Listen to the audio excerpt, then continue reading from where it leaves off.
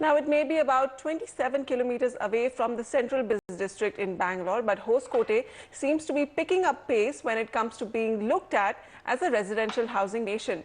One of the reasons for its rise is its proximity to the IT corridor of Whitefield. What else is making this area click with home buyers, and should investors eye this area?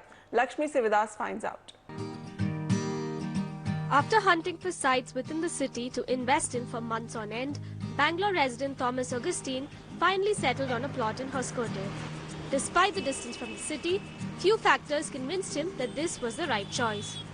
So I am just looking at the distance, equidistance of software companies like Manita Tech Park, traveling time towards that area, and also towards ITPL. My children will not be able on their earnings to buy a site for themselves in future.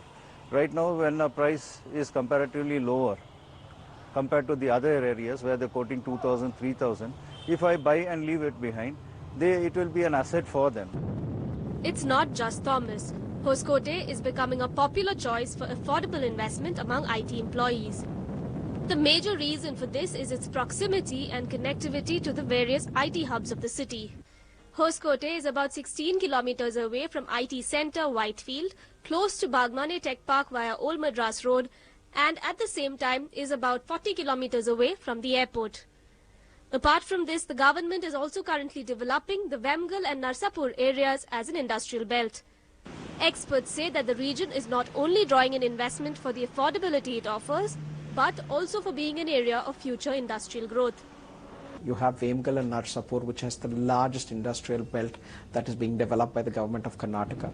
And between Vemgal and Narsapur, there is something like 700 acres of industrial development in phase 1 that the government has already allotted to large multinational corporates. There is roughly about 350,000 to 400,000 jobs that are going to be created with this 600-700 acre development in phase 1. Nowadays, people who cannot afford to buy houses in Hoskote, in Whitefield, they're also looking at Hoskote as a second option. Now Whitefield is exhausted. That's the reason people are thinking of buying a plot now and build after 2-3 years. The area is largely dominated by plots and layouts. The top developers offering apartments in the region are Shriram Properties, Tecton Estates and KSR Properties. Prices of projects being offered here have risen from 2,489 rupees per square feet in the second quarter of 2012 to 3,084 rupees in the second quarter of 2014. Apart from this, there are major challenges still existing there, like the availability of water. The biggest challenge for Hoskote as a micro market is water.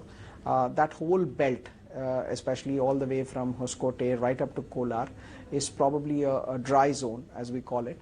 Primarily, there is no water available, and in fact, that is going to become one of the biggest challenges that this micro market will have.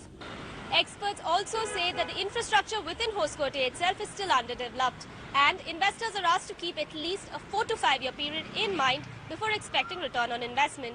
With camera person Kumar in Bengaluru, Lakshmi Shivdas for NDTV.